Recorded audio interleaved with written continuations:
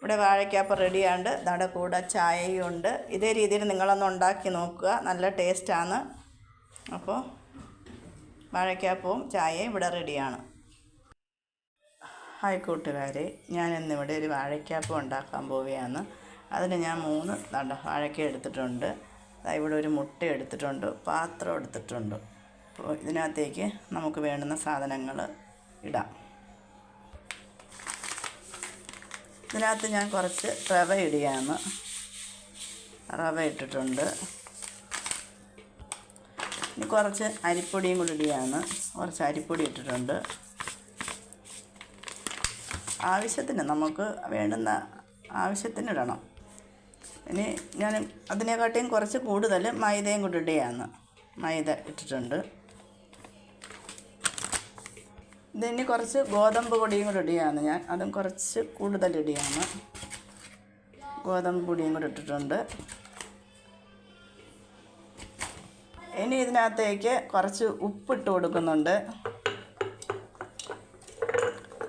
ആവശ്യത്തിന് ഉപ്പ്, കുറച്ച് ഉപ്പിട്ടിട്ട് കൊടുത്തിട്ടുണ്ട്. ഇനി കുറച്ച് പഞ്ചസാര ഇട്ടിട്ടുണ്ട്.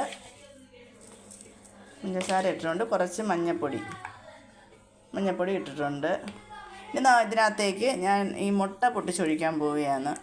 ആവശ്യത്തിന് സോഡാപ്പൊടിയും കൂടെ ഇടുകയാണ്. നമുക്ക് ആവശ്യത്തിന് സോഡാപ്പൊടി ഇട്ടിട്ടുണ്ട്. ഇനി ഞാൻ മുട്ട പൊട്ടിച്ചൊഴിക്കാൻ പോവുകയാണ്. ഇത് മുട്ട പൊട്ടിച്ചൊഴിച്ചിട്ടുണ്ട്.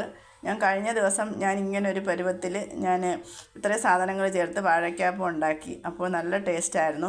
അപ്പോൾ ഞാൻ നിങ്ങളെയും കൂടെ ഒന്ന് കാണിക്കാമെന്ന്, ഇന്ന് ഉണ്ടാക്കുന്ന കാണിക്കാമെന്ന് വിചാരിച്ചു. അപ്പോൾ ഞാനിതെല്ലാം കൂടെ ഇത് കുഴച്ചെടുക്കാൻ പോവുകയാണ്. നമ്മുടെ ഏത്തയ്ക്കാപ്പത്തിൻ്റെ പരുവത്തിൽ മാവ് ആക്കിയെടുക്കാം. മാവ് ഇവിടെ ഞാൻ പരുവത്തിനാക്കി വെച്ചിട്ടുണ്ട്. ഇനി ഏത്തയ്ക്ക കീറിയതിനകത്തോട്ടിടാം.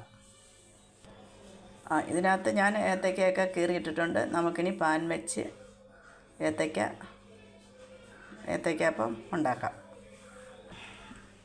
ഇവിടെ വേണ്ട, ഞാൻ പാൻ വെച്ചിട്ടുണ്ട്. ഞാൻ എണ്ണ കുറച്ചേ ഉപയോഗിക്കത്തുള്ളൂ. ഒന്നാമത്തെ കാര്യം, എണ്ണയ്ക്ക് ഭയങ്കര വിലയാണ്. രണ്ടാമത്തെ കാര്യം, നമ്മുടെ ഹെൽത്ത് നോക്കണം. അപ്പം ഞാൻ തിരിച്ചും മറിച്ചുമൊക്കെ ഇട്ട് കൊടുക്കും. അപ്പോൾ ഞാൻ പാൻ വെച്ച് എണ്ണ ഒഴിച്ചിട്ടുണ്ട്. വാഴയ്ക്കാപ്പം ഇവിടെ ശരിയായിക്കൊണ്ടിരിക്കുകയാണ്. കുറച്ച് എണ്ണ ഒഴിച്ചിട്ടുള്ളൂ ഞാൻ. അപ്പോൾ ഞാൻ തിരിച്ചുകൂടെ ഇടും.